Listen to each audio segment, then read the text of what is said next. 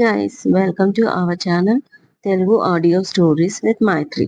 నా ఛానల్ని ఎవరైనా ఫస్ట్ టైం చూస్తున్నట్టయితే తప్పకుండా లైక్ చేయండి, షేర్ చేయండి అండ్ సబ్స్క్రైబ్ చేయండి. ఎంత బాగైతే మాత్రం ఎపిసోడ్ 19. ఇక స్టోరీలోకి వెళ్ళిపోదామా? పప్పి అంతగా ఏం మొక్కుకుంటున్నావమ్మా దేవుణ్ణి అడిగాడు శ్రీనివాస్. మీతో అవ్వనిది ఏదైనా దేవునితో అవుతుంది, అందుకే రిక్వెస్ట్ చేస్తున్నాను పాప అంటుంది పప్పి. తప్పమ్మా, మనకి బాధ అయితే దేవునికి చెప్పుకుంటాం, కానీ ఆ దేవునికి బాధ అయితే ఆయన ఎవరికి చెప్పుకుంటాడు అని శ్రీనివాస్ అడగగానే కోపంగా చూస్తూ పప్పి, అంటే నేను అందరినీ బాధ పెడుతున్నానా? మరి మీ ముద్దుల అల్లుడు ఏం చేస్తున్నాడు? ఎప్పుడు చూసినా నన్ను ఏడిపించడం తప్ప అంటుంది బయటికి వచ్చి ఉక్రోషంగా పప్పి. ఇప్పుడు జై ఏం చేశాడు అడుగుతుంది ఉష. ఇంకేం చేయాలి? కాలేజీకి వెళ్ళడానికి కారు అరేంజ్ చేసి నా ఫ్రీడమ్ సగం హరించాడు. ఇప్పుడు ట్యుటోరియల్కి కూడా తనే తీసుకెళ్తున్నాడు. తన టార్గెట్కి 100% రీచ్ అవుతాడు. అది ఆపడానికి ఈ పూజ చేస్తున్నాను. మీరు వినకున్నా దేవుడైనా నా మాట వింటాడేమో అని ట్రై చేస్తున్నా. ఇక ఆ దేవుడు ఆపలేదనుకో, ఒక పని చేయమను, ఒక పెద్ద కేజ్ పంజరం తయారు చేయించి అందులో నన్ను పెట్టమను అనగానే బయటి నుంచి జై కార్ హారన్ శబ్దం వినిపించింది.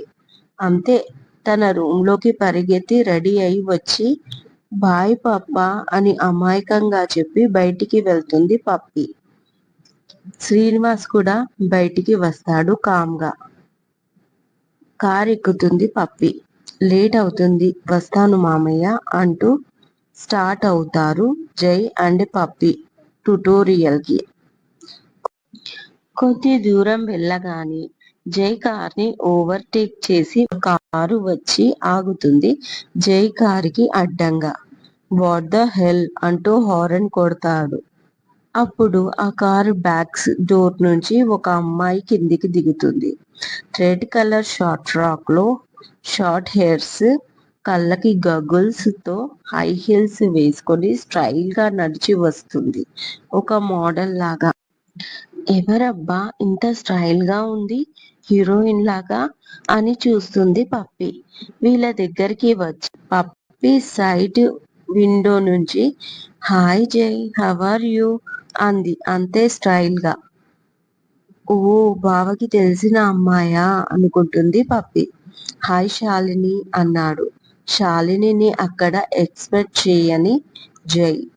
Wear are you going today, call కూడా చేయలేదు అంటుంది అలిగినట్టుగా శాలిని. కొంచెం వర్క్ ఉంది, పప్పిని ట్యుటోరియల్కి తీసుకెళ్తున్నాను, తర్వాత మీట్ అవుతాను అన్నాడు జై. ఒక అమ్మాయితో బావకి స్నేహమా? ఓ గాడ్, నిజంగా నువ్వు ఉన్నావు, థ్యాంక్ యూ సో మచ్ అంటూ మౌనంగానే వేడుకుంది మనసులో పప్పి. ట్యుటోరియల్ నుంచి ఇంటికి వచ్చిన పప్పి ఆనందంగా డాన్స్ చేస్తుంది.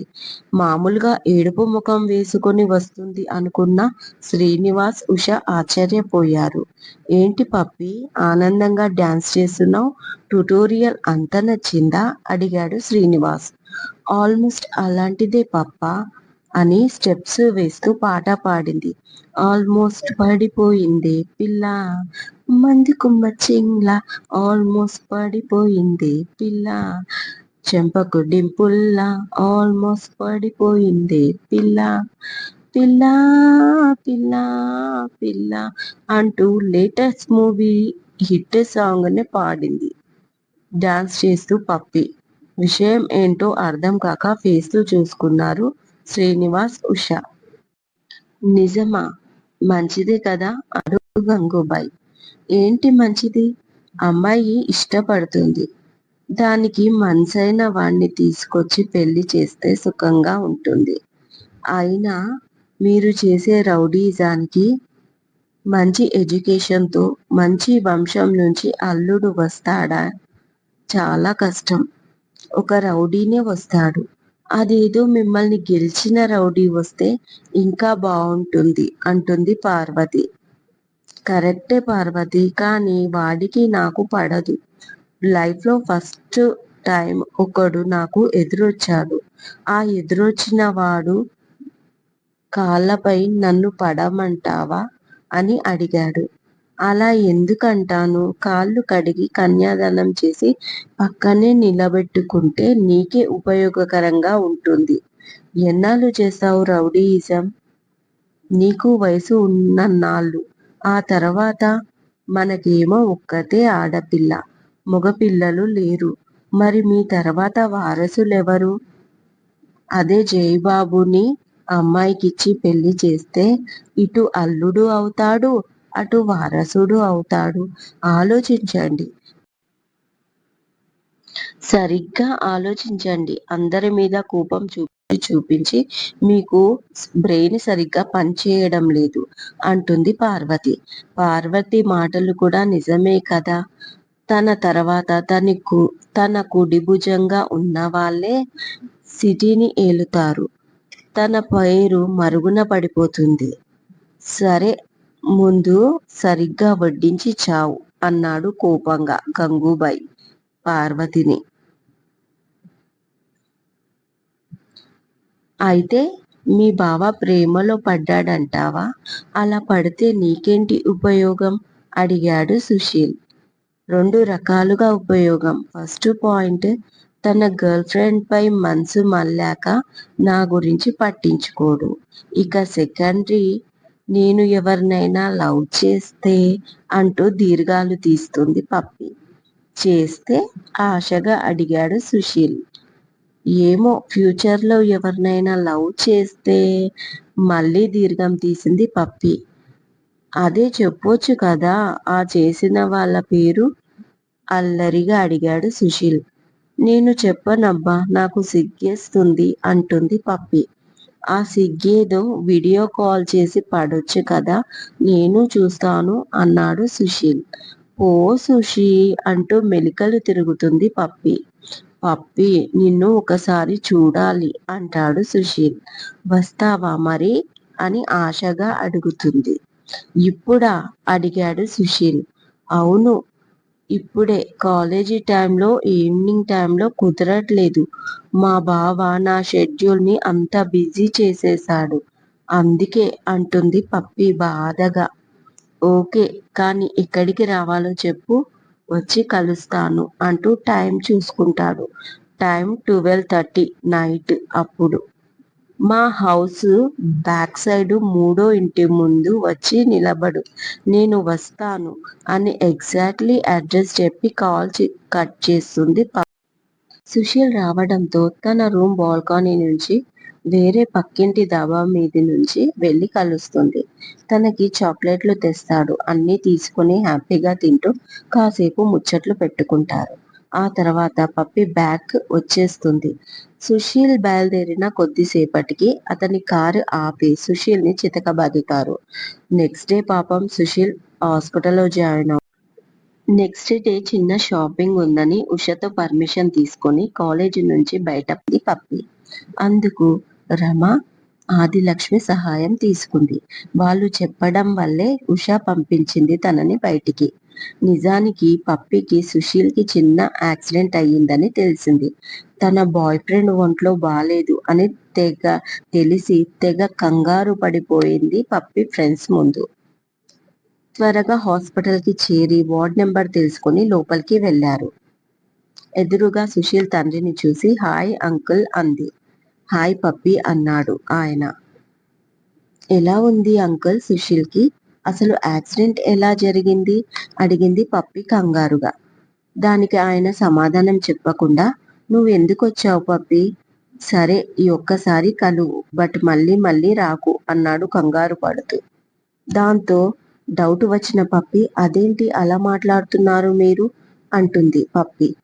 అది అంతే, ఇప్పుడు పద అంటూ ఫాస్ట్ గా లోపలికి తీసుకెళ్తారు. తన ఫ్రెండ్స్ ముగ్గురు ఆశ్చర్యంగా వాళ్ళని చూస్తూ లోపలికి వెళ్లారు. ఒళ్ళంతా కట్లతో పడుకున్న సుశీల్ పప్పిని చూడగానే కంగారుగా, వద్దు, నా దగ్గరికి రాకు, నా దగ్గరికి రాకు, ప్లీజ్ నన్ను చంపేస్తారు ప్లీజ్ అని అరుస్తాడు సుశీల్ ఏదో చూడకూడంది చూసినట్టుగా. అంతే కంగారు పడిపోతుంది పప్పి. ఏం జరిగింది సుశీల్ అంటూ ప్రేమగా వెళ్లి చెయ్యి పట్టుకుంది. చెల్లి నువ్వు నా చెయ్యి పట్టుకోకు. నువ్వు నా చెయ్యి పట్టుకుంటే వాళ్ళు వచ్చి నా గొంతు పట్టుకుంటారు అనగానే వాట్ చెల్లి అని ఆశ్చర్యపోయి అప్పటి వరకు అతని మీద ఉన్న సింపతి కూడా కోపంగా మారి ఏం మాట్లాడుతున్నావు నీకేమైనా మెంటలా నన్ను చెల్లి అంటావేంటి అని కోపంగా అడుగుతుంది పప్పి. నువ్వు నా చెల్లివే ఈ రోజు తర్వాత నువ్వు నా చెల్లి చెల్లి చెల్లి అంటాడు. అనడమే కాదు పుట్టింటికి రావే చెల్లి అంటుంది నా ఇంటి మళ్ళీ అని పాట పాడతారు. ఊరి సచ్చినోడా నేను చెల్లినారా నిన్న మొన్న ఐ లవ్ యూ అంటూ నా చుట్టూ తిరిగి ఇవాళ నన్ను చెల్లి అంటావా అరుస్తుంది కోపంతో పప్పి. అలా నేను నిన్ను అనకపోతే నన్ను చంపేస్తారే తల్లి అని సుశీల్ ఏడుస్తూ ఆ బ్యాండేజ్లతో ఇబ్బంది పడుతూనే 2 చేతులతో దండం పెడతాడు. అవునమ్మా నువ్వు మరొకసారి ఇక్కడికి రాకు మా సుశీల్ని కలవకు ఒక్కగానొక్క నలుసు మాకు అని ఎంతో సౌమ్యంగా చెప్తుంది సుశీల్ తల్లి. ఇక అక్కడ ఉండలేక ఉక్రోషంగా బయటికి వచ్చేస్తుంది పప్పి తన ఫ్రెండ్స్ తో. ఏంటే బాయ్ ఫ్రెండ్ అన్నావు వాడేమో నిన్ను చెల్లి అంటున్నాడు అని అందరూ వెక్కిరిస్తారు. కోపంతో కాలేజీకి వెళ్ళాలనిపించదు కానీ తప్పదు కదా. మళ్ళీ జై కారు వస్తుంది పిక్ చేసుకోవడానికి. ఇక విచారంగా ఫేస్ పెట్టుకొని కాలేజీకి వెళ్ళిపోతుంది. అక్కడి నుంచి ఇంటికి వచ్చాక ఏం జరిగిందో ఆలోచించి అర్థం కాక పాత సినిమా సాడ్ సాంగులు పెట్టుకొని ఫీల్ అవుతూ ఉంటుంది. ఏమైంది పప్పి అడుగుతాడు శ్రీనివాస్. పప్ప నాకంతా చీకటిగా కనిపిస్తుంది అంటుంది సాడ్ గా ఫేస్ పెట్టుకొని పప్పి. నో పప్పి కొత్త బల్బు పెట్టాను హాల్లో చాలా బ్రైట్ గా ఉంది అంటాడు శ్రీనివాస్. పిచ్చి పప్ప నా బాధ మీతో షేర్ చేసుకోలేను. ఒకవేళ షేర్ చేసుకుంటే బబ్బర్ షేర్ వచ్చేస్తాడు. తన బ్రెయిన్ లో జై పేరుని తలుచుకొని ఇప్పుడు ఆ జై అవసరమా నాకు అనుకుంటుంది పప్పి సాడ్ గా. ఇదండి ఇవాళటి ఎపిసోడ్. మరో మంచి ఎపిసోడ్ తో మీ ముందు ఉంటాను. మైత్రి.